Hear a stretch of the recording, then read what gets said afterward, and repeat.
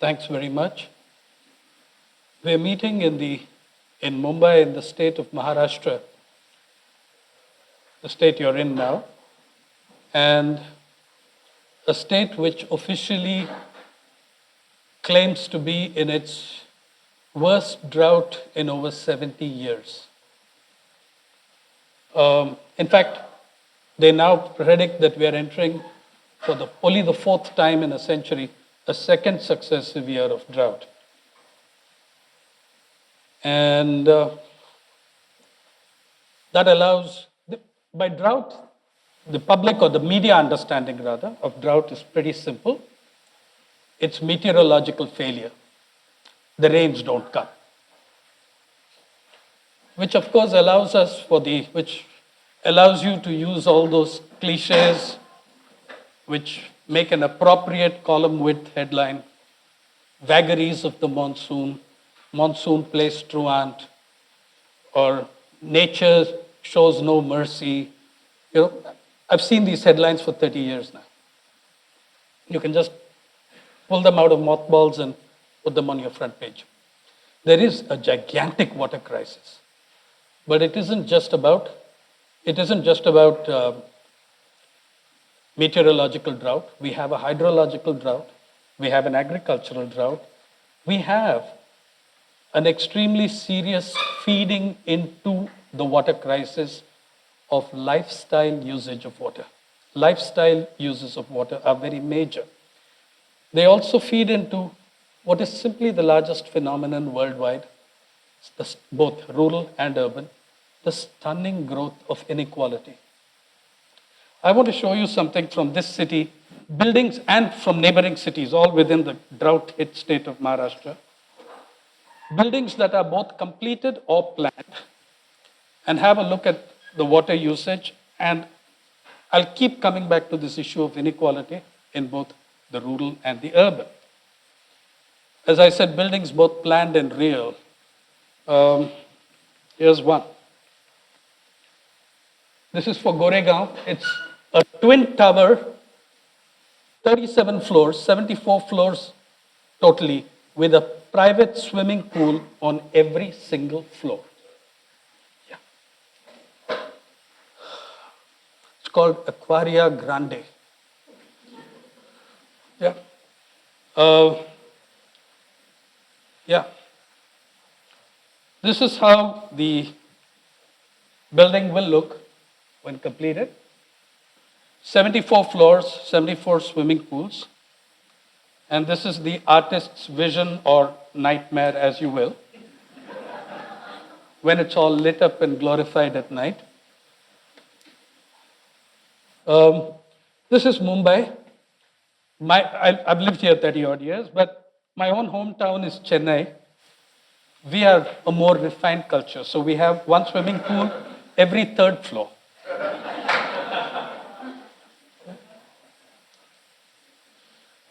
Now, here's a very important thing. Who's building these? If you're a reporter of the kind that I am, my immediate curiosity would be, who are the construction laborers? Who are these people working in the hot sun to build your swimming pool and mine? Where are they from? So I interviewed them in many of the buildings. Overwhelmingly, the construction laborers putting up your swimming pools are small and marginal farmers and farm laborers who quit their villages because there is no water there. Agriculture has tanked without any water in their own villages, but they've come here to build our swimming pools. Very thoughtful of them. And if you drive, say, from Mumbai to Pune, you'll see every few feet, those of you who make that drive regularly, I'm sure, every few hundred feet, one more giant hoarding of villas, and the emphasis is on swimming pools. Let me show you my favorite villa ad. And this is not a planned one, it exists. There are 23 in the complex. This is my favorite. Luxury homes with an attached forest reserve. In the state of Maharashtra, in this state of Maharashtra, The damn tiger doesn't have a protected forest reserve. Okay? But the villas do. And there are 23 like that, guys. Okay? Aren't they just wonderful? Now, not very far from where these ads are how ordinary Indians, both rural and urban, but in this case rural, actually collect their water. These are the bucket queues. From 3 a.m., 4 a.m. in the morning, you start placing your bucket in the queue. You put your bucket in the queue, one bucket there, and then you go to other places to look if water has come there. So the woman doing this may walk 20, 25 kilometers in a day, half the time carrying filled buckets of water. But then she'll come back every now and then and see, has the water come in this tap yet? Because it will only come for a couple of hours in a day. Yeah. Look, those swimming pools and these women's buckets are part of the same culture, urban and rural, that the Indian population today experiences. And let me show you a rural woman. I mean, this is an Adivasi, what some of you might know of as an indigenous person or an aboriginal. I was tracking her for a day. She's collecting her water from a leaking pipe in a municipal tank. Look how she's standing. Okay, there are 5 stones she's placed one on top of each other. She's placed a bigger vessel on the ground, a smaller vessel in her hand. She waits until it leaks enough water into her vessel. She pours it into this vessel, then she fills that one, carries both home. Home is not very far off. It's 300 meters. But when you make the trip 40 times in that day, you've done about 20 odd kilometers, which she did. And half of that with 2 filled vessels of water. So, welcome to Maharashtra. And a lot of this crisis is also in terms of, what I'm trying to tell you is that there are many kinds of drought, but the water crisis that we are having is also very significantly driven by human agency. These areas, which are called severely, chronically drought-prone regions, also have, apart from the swimming pools, have a kind of agriculture which is based on water-intensive crops. For instance, Maharashtra is one of the biggest growers of sugarcane anywhere in the world. It's the second largest producer of sugarcane in India, I think, now after UP. But what does 1 acre of sugarcane take? The produce of 1 acre from start to finish of 1 acre of sugarcane takes 18 million liters of water, which is about 7.5 Olympic-sized swimming pools, or if you prefer to think high, equivalent of 10 Boeing Dreamliners in volume. We're also growing, that is the largest crop in these regions, Western Maharashtra and Marathwada.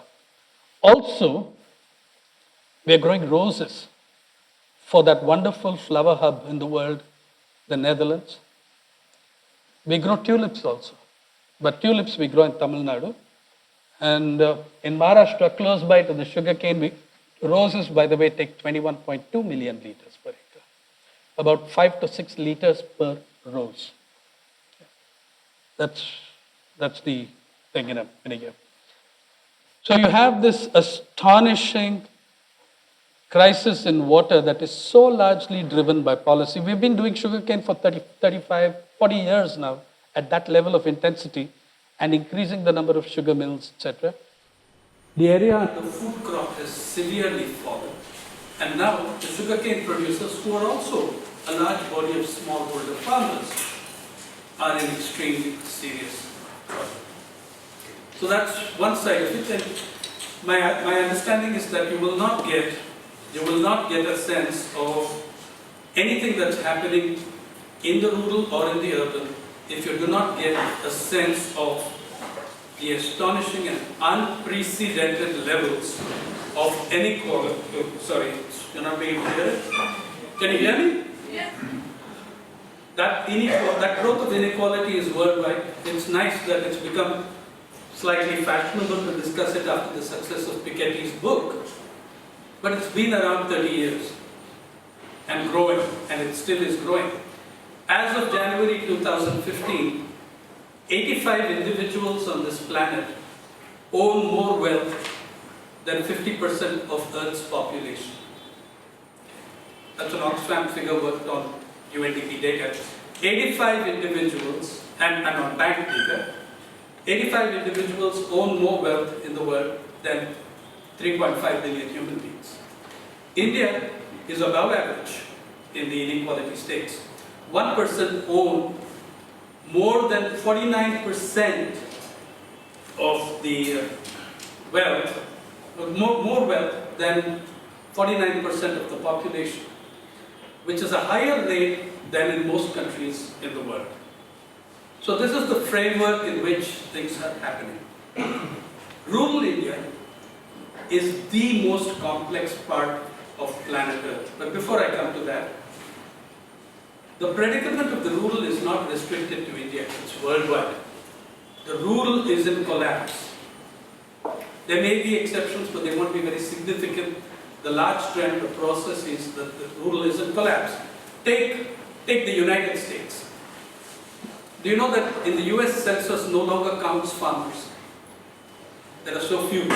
If you want to record yourself as a farmer in the United States census, you now go to the column called Others, get the drop down and then say farmer, because less than 1% of the population now declares themselves as farmers, less than 2% of the US population live on farms.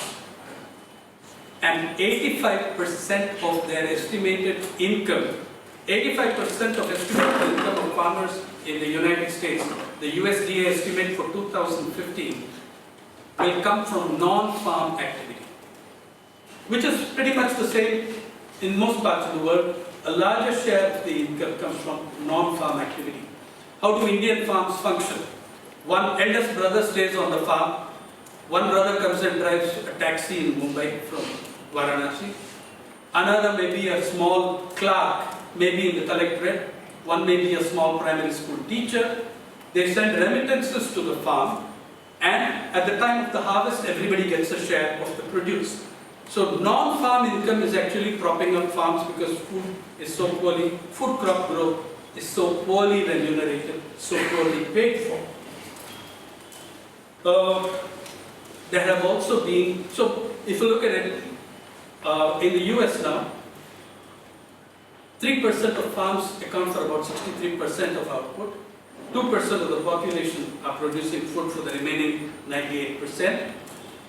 And the concept of farmer, the concept itself is under threat as corporate farming has taken over. That's not the picture worldwide, but it's the direction we are pushing. It's not the picture worldwide. So you have that situation as well. In India, the Indian census shows us, the 2011 census, our last and latest, shows us 2 or 3 dramatic developments never known in our history before since 1921, which was a crazy exception, which is, for the first time in our history, the population added by urban areas was greater than the population added by rural areas. To give you an example, even in 2001, urban India added 68 million people in the preceding 10 years, and rural India added 113 million, which is 45 million more than what urban India added. In the 2011 census, urban India added 1 million more than rural India. Rural India added 90 million, urban India 91. That's a switch around of 46 million human beings in 10 years. That it's very difficult to understand the scale of what has happened. You're talking about a population the size of, say, South Africa in transition. The greatest migrations in our history. Sorry? One question, is this because of migration or less fertility? I'm saying, we can discuss that. It's not that simple at all. It's that the livelihoods have collapsed in the countryside. As I said, the inevitability of the urban, there are 4 premises for that which I'll come to. So you have, according to the now defunct Planning Commission, a job loss of 14 million in absolute terms in rural India between 2005 and 2010, in 5 years. You count how many that is per minute, if you like. You also have, between 1991 and 2011, a population fall in full-time farmers, a fall in population of full-time farmers of 15 million. Between 2001 and 2011 census, there were 7.2 million farmers less. Between 2001 and 2011 census, 7.7 million farmers less. By the way, guys, it means that we are losing full-time farmers at the rate of 2,000 every 24 hours. Do the math. 20 million, 15 million, 20 years. Now, please do not understand from what I'm saying that I'm arguing that the answer to urban triumphalism is rural romanticism. That isn't it, not one bit. Very far from it. But you're talking about millions of livelihoods destroyed without any options, without any alternatives, creating megapolises with 20 million human beings or more, which promise problems you can't even begin to imagine. I can't, honestly. You've had, in the process of the internal displacement brought about by the last 20 years of neoliberalism, you've had 15 million fewer farmers in the farming population, full-time farmers.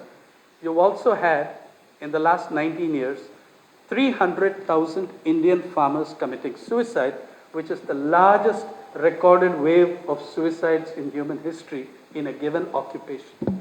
Incidentally, farmers' suicides are a worldwide phenomenon.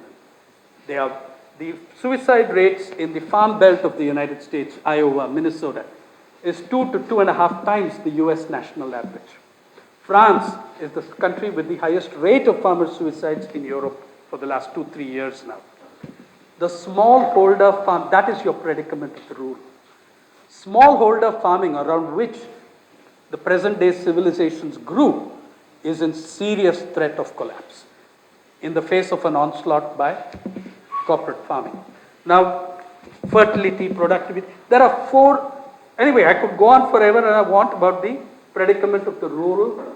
You have a gigantic collapse in livelihoods.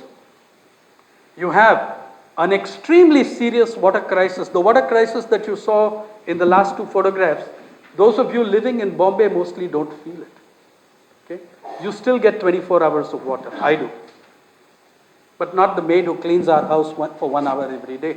She stands in those queues for the buckets and water unless she takes it from us. Right? And it's too far to take it from us, where she is. So you have a devastating crisis. Look, I said rural India is the most complex part of planet Earth. Let me give you a sense of that complexity. When you're talking about rural India, you're talking about 833 million people speaking 780 living languages. Actually, now they're correcting the figure to 880, 900.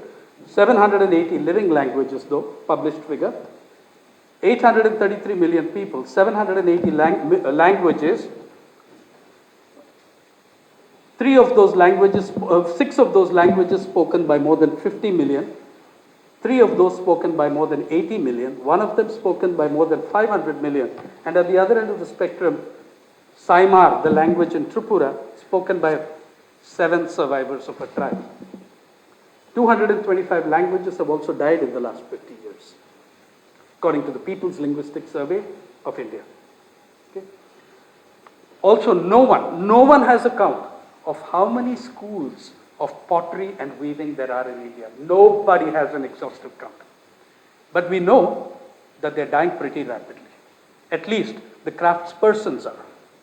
Indeed, in many parts of the country, most people don't realize that the deaths of weavers and carpenters and woodworkers sometimes preceded the suicides of farmers. When a farmer goes broke, all these 3 classes lose their market, immediate market. So if a farmer commits suicide or goes bankrupt, the village carpenter has no client because he gets his payment 2/3 in kind and 1/3 in cash. So if no one's retooling anything, no one's creating a new bullock cart, no one's making a new plow, the carpenter starves to death. The farmer might commit suicide. Anyway, leave the rural for the moment. There are also interesting and great things happening in the countryside. One of the things that's happening now that's not so great is an attempt by this government, also to a good extent by the previous government, to acquire huge tracts of farmland and hand them over to corporations. And what the present government is doing is to reduce the need or process of getting the consent of the farmer. The government can just acquire that land with a very minimal process of consent seeking. Much of this acquired land by corporations has produced nothing. The Controller and Auditor General's reports show that these guys have taken this land for manufacturing and production and then used it to raise real estate deals and rents. That's what's happened with scores and scores of the special economic zones in India, including 3 of the biggest in the whole country. So you have this collapse in the countryside, you have farmers committing suicide, you have food per capita availability, per capita net availability in sharp decline, though the aggregate food production is going up. I can explain that if you want to know why, but per capita net availability, according to the government of India, is going down very steeply. It comes in the figures of the Economic Survey of India. It's table A17, and now this year on page A22 of the Economic Survey of India. You can see the food per capita availability for the last 50 years in that table. Yet we all know that every one of us in this room is eating a lot better than we did 20 years ago. How do we explain this? So this is one issue of inequality. And then the inevitability of the urban. There is a calm acceptance broadly, not entirely a universal one. There are many, many voices that dissent but are not probably heard less than the mainstream media and mainstream academia. There are 4 premises why the countryside will break down. There are many premises. I'll concern myself with 4 over here. Why this is going to happen, okay? The countryside is going to collapse. Agriculture will give way to more civilized occupations, and industry. And there are 4 premises on which this assumption is made. Nobody even questions it. This is going to be the run of history. It becomes a self-fulfilling prophecy in some ways. One premise is historically, these are assumptions. The Industrial Revolution had a significant, and the industrialization that came with industrial capitalism had a significant dent, made a significant dent on poverty levels in England and Europe. And this is, that's how it's going to be. 2, wages improved as people left the countryside and went to the cities and became the industrial proletariat. Wages increased. After a period of misery, wages went up. So yes, there's going to be a bit of misery, not for the guys with the swimming pools, but they may not have water. So that's, I suppose, their kind of misery. But incidentally, California has imposed its first water cut in its 200 years history of water rights. 25% cut in water, but one sector is exempted. The one sector that's exempted is agribusiness. The major agribusiness operators, they're exempted from the water cut. And of course, since you are making it more costly, the rich continue to, Beverly Hills continues to have the most manicured shrubbery in the world. Okay. So they buy more water and they use it. One question which is not in part of this debate is water a commodity or a human right? Something that you can decide for yourself. Thirdly, the third premise, wages will go up, is that agriculture cannot sustain so many people. Okay? Industry, as a matter of fact, agriculture is the biggest employer in the world. 40% of people employed in the world are employed on not in corporate farming, but in smallholder farming. That's where they're employed. Smallholder and family farms, surprise, surprise, produce 70% of the world's food, the exception being the United States. 70% of the world's food, according to the Food and Agriculture Organization of the United Nations, comes from family farms.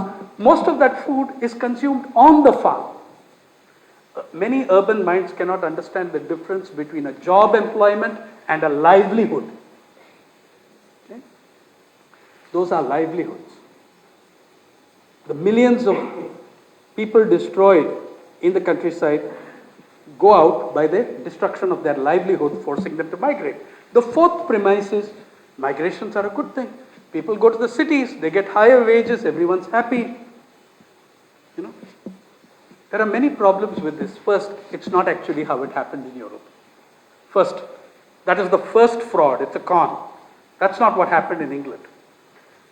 Wages get higher when labor markets are tighter. If the labor market is in gigantic surplus, wages will not be higher. What happened in England actually? What happened in England actually was two things. One, the displacement they caused was not domestic. It was in 104 colonies across the world. They exported their displacement and their misery, number one. Number two, as the enclosures and privatization of the commons took place in England and Europe, it's not such a simple narrative that all those poor displaced peasants went into the factories of the Industrial Revolution and got higher wages. No, they didn't. Millions and millions, tens of millions of them migrated to the colonies. Okay? And that pushed up wages at home. Do you know how many people migrated? For 1 century in England, about half the annual growth of population migrated every year. In 1810, England's population was 12 million. By 1900, 16 million Englishmen and Englishwomen had migrated. More than the population of the base year. Europe, 1820 to 1914, First World War, 50 million migrants. A third of northern Sweden went off to the United States. But remember this, they had white settlements. Okay? They could go to the United States, they could go to New Zealand, they could go to Australia, they could go to Canada. And of course, they didn't go there and start industries, okay? They established themselves in the United States as farmers, which was made possible by a genocide of Native American Indians, first peoples in the native population, the first peoples of America. Yeah. That was made possible by the migrations and the brute force used. So 50 million people, do you know what that figure would be if India had to export half its annual population growth each year? Over a 10-year period, you're talking about hundreds of millions of people. That's what Europe did over 1 century, for God's sake. The point I'm trying to make to you is, A, it was neither true that it happened in that simple fashion of everybody leaving the countryside and going to the city and getting a job in the industry, nor do we have those options. What do? Colonize Bangladesh and Pakistan and have a genocide and get ourselves jobs. You don't have those options. Don't be stupid. Okay? So this inevitability of the urban is built on a series of historical myths. When those people were colonial powers, they had options which don't exist today to countries that are former colonies. Don't forget that even as Englishmen and Swedes and Belgians migrated, Indians also migrated. They migrated to the tropical countries as slaves and serfs and indentured labor to South Africa, Fiji, the Caribbean, and elsewhere. You didn't have those options then. You don't have those options now. If you had them, I'd say you shouldn't even consider them. Okay? So you have a serious predicament of the rural with a ridiculous imagination that the urban this is inevitable, this is going to happen. By the way, it will happen, and we are making it inevitable. By believing those crazy premises, we are making it inevitable. Now, as I said, the solution to the The answer to urban triumphalism is not rural romanticism, but it does begin with calling a spade, with not kidding ourselves about which way we are going, and the kind of trouble the megapolises are going to run into. We are already experiencing them if you only want to notice. Okay? Do I have a great blueprint of what will happen? No. But I know that we have to start thinking in certain ways about agriculture, about livelihoods, about human beings, about scattered settlements versus concentrated settlements of urban areas. We're going to have to think about these. One of the things we should be doing is to be trying to capture what is the rural? What is the rural? So some friends of mine and I last year from December, we started full time on a thing called the People's Archive of Rural India. And it's astonishing. I mean, look, rural India is full of astonishing and beautiful things. Rural India is also home to the barbaric, regressive, and very, very ugly things which should die and which I would love to have a hand in putting to death. Okay? But the nature of neoliberal capitalist transformation is that it's the beautiful and what's to be cherished that is dying. So your schools of pottery and weaving are all dying. And the regressive and the barbaric that get strengthened. So the carps of Haryana are doing very well, thank you. Yeah. The carps of Haryana, that is the caste panchayats, which order honor killings. A woman marrying outside her caste, put to death with her lover by their own parents. The carps of Haryana are more powerful today than they were 30 years ago. They did not defy the state. They were not so defiant of the state 30 years ago. There was some fear of the state machinery. That isn't there. So I'm saying the nature of the transformation is that the ugliest gets bolstered. And there's a new kind of rural, like if you look at France, where I interviewed the head of the largest French peasants' union. And he told me, when I left my village, he said, my village had 60 families. And when I left, there were only 19. He says, today, my village is back to 60 families, but they're not farmers or rural people. They're urban people who can't afford urban rents. So they're living in my village.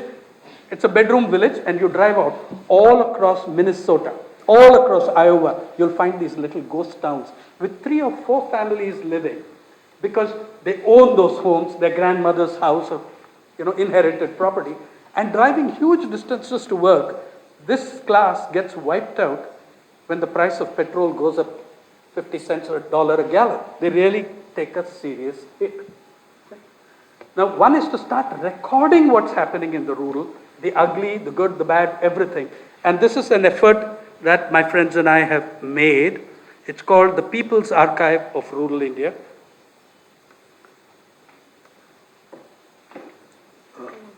The green one there. Look, it's not a this is the, I don't have the time. We have only some 7 or 8 minutes.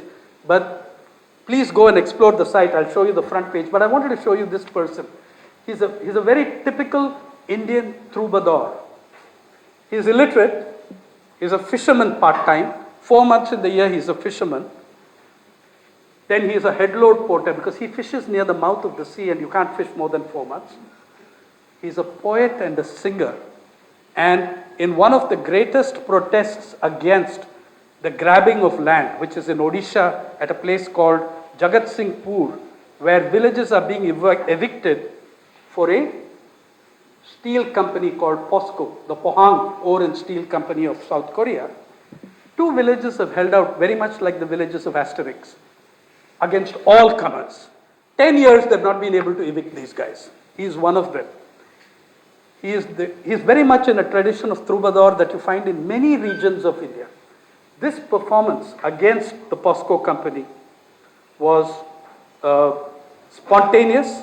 The song was written then and there and shot on a cell phone.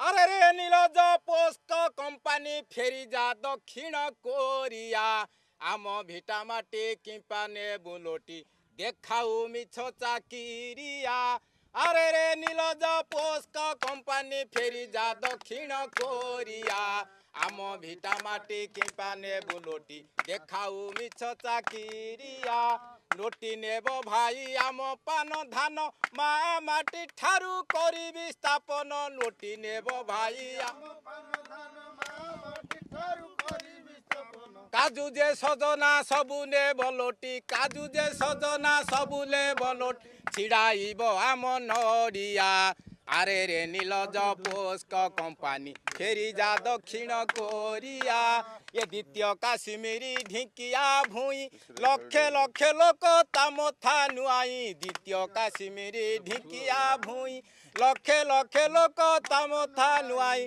ନୂଆ ଗାଁକୁ ଜଙ୍ଗ ତିନି ପଞ୍ଚାୟତ ନୂଆ ଗାଁକୁ ଜଙ୍ଗ ତିନି ପଞ୍ଚାୟତ ବାନ୍ଧିଛନ୍ତି ସଙ୍ଗେ ମେଳିଆ ଆରେ ରେ ନିଲଜ ପୋସ୍କ କମ୍ପାନୀ ଫେରି ଯା ଦକ୍ଷିଣ କୋରିଆ ରେ ଜଟାଧାର ଠାରେ ଯେବେ ପୋସ୍କ ହେବ ଏରସମାବାସୀଙ୍କ ଭେଳା ବୁଡ଼ିଯିବ ଜଟାଧାର ଠାରେ ଯେବେ ରେ ନ କରିବେ ଚାଷ ଭାଙ୍ଗି ଦେବେ ବାସ ନ କରିବେ ଚାଷ ଭାଙ୍ଗି ଦେବେ ବାସ ନ ରଖିବେ ଧାନ ଓଳିଆ ଆରେ ରେ ନିଲଜ ପୋସ୍କ କମ୍ପାନୀ ଫେରି ଯା ଦକ୍ଷିଣ କୋରିଆ ରେ ଗଡ଼କୁ ଜଙ୍ଗରେ ସେ କୁଞ୍ଜ ବିହାରୀ ବସିଛନ୍ତି ବାହୁ ସେ ପ୍ରସାର କରି ଗଡ଼କୁ ଜଙ୍ଗରେ ସେ କୁଞ୍ଜ ବିହାରୀ ରେ ଗଦା ଧରି କରେଛନ୍ତି ମହାବୀର ଗଦା ଧରି କରେଛନ୍ତି ମହାବୀର ବାଡ଼ଇ ଭାଙ୍ଗିବ ଫରିଆ ଆରେ ରେ ନିଲଜ ପୋସ୍କ କମ୍ପାନୀ ଫେରି ଯା ଦକ୍ଷିଣ କୋରିଆ ଏ ଦିନେ ଭାଗ୍ୟର ବିରଥ ଉଇଁବ ସେ ରଥେ ଅଭୟ ରଥି ହୋଇଥିବ ଦିନେ ଭାଗ୍ୟର ବି ସେ ରଥ ଉଇଁବ ସେ ରଥେ ଅଭୟ ରଥି ହୋଇଥିବ ତାର ଧନୁର୍ବାଣେ ପୃଥିବୀ କମ୍ପିବ ତାର ଧନୁର୍ବାଣେ ପୃଥିବୀ କମ୍ପିବ ପୋସ୍କ ହେବ ହାହାକାରିଆ ଆରେ ରେ ନିଲଜ ପୋସ୍କ କମ୍ପାନୀ ଫେରି ଯା ଦକ୍ଷିଣ କୋରିଆ ଏ ମଉସା ମାଉସୀ କରିଛନ୍ତି ପଣ ପୁଲୁସି ଗୁଳିରେ ଦେବେ ପଛେ ପ୍ରାଣ ମଉସା ମାଉସୀ କରିଛନ୍ତି ଏ ତାଙ୍କରି ଶବରେ ହେବ ପଛେ ପୋସ୍କ ତାଙ୍କରି ଶବରେ ହେବ ପଛେ ପୋସ୍କ ନ ଛାଡ଼ିବେ ତାଙ୍କ ଏରିଆ ଆରେ ରେ ନିଲଜ ପୋସ୍କ କମ୍ପାନୀ ଫେରି ଯା ଦକ୍ଷିଣ କୋରିଆ ଇନକ୍ଲାବ ଇନକ୍ଲାବ ପୋସ୍କ ସଂଗ୍ରାମ ସମିତି ଜିନ୍ଦାବାଦ ପୋସ୍କ ସଂଗ୍ରାମ ସମିତି ଜିନ୍ଦାବାଦ ହଟାଓ ହଟାଓ ହଟାओ हटाओ हटाओ हटाओ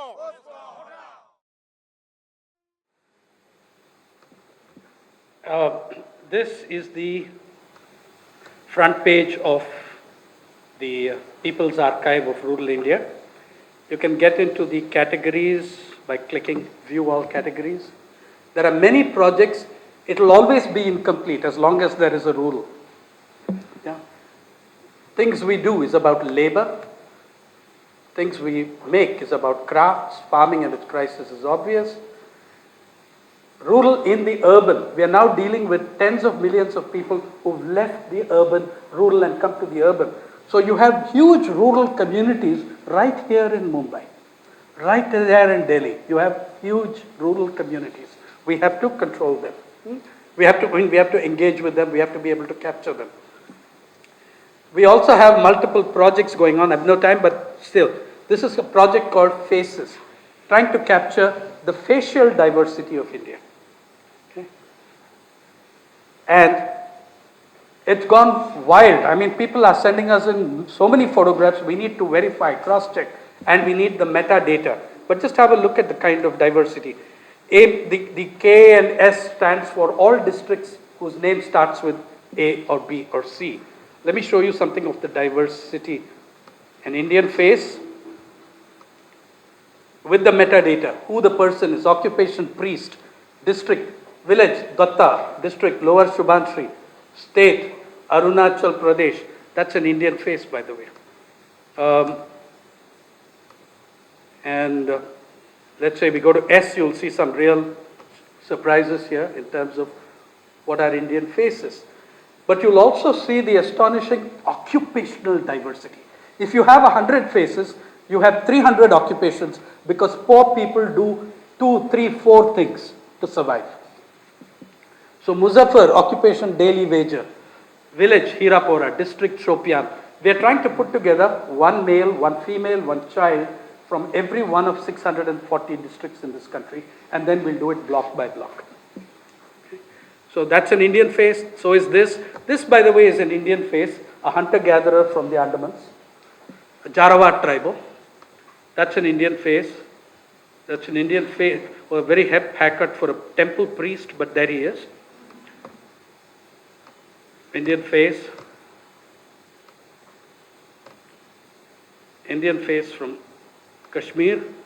This is a professional, look at the occupations, by the way. He's a professional breeder of bullfighting bulls, bulls that are used in bullfights.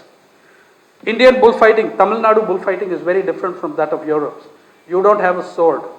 You use your hands and it's a level playing field and the field is usually leveled with you by the bull. So that's a well digger. She's a professional well digger. When you want to deepen your family farm well, you call her. She and her 6 family members work 2 days and make it from 25 feet to 50 feet. She's been digging wells since she was 6. She's now in her 60s. Anyway, so like that we have tons and tons of various. I'll end it with a fun piece for you. The strange things that happen out here. This is the remotest panchayat, remotest village council of South India. Edamalakudi in Kerala on the Idiki hills. I walk into the tribal school. Here in this area, not a word of English is spoken. Not one word. There are no English newspapers, no English TV channels, there's no TV. I mean, there's no connection, no electricity, nothing. And I ask the kids, what's your favorite subject? Which is a pretty dumb question in India to ask, because the kids, if the first 2 kids say science, all the others will say science because kids are smart. The first 2 didn't get punished for it, right? So then everybody will say science. But everybody here said English, considering that there wasn't even a signpost in English. So I turned to one group of 5 girls, the quintet that was seated, a privileged group, obviously the intellectual elite of class 1 to 4, and told them, okay, show me some English, and they did. They sang me a song. Do not ask me where they got the lyrics of the song from. Okay, there's no net connection. And I can tell you that no potatoes are grown within 100 kilometers of the village.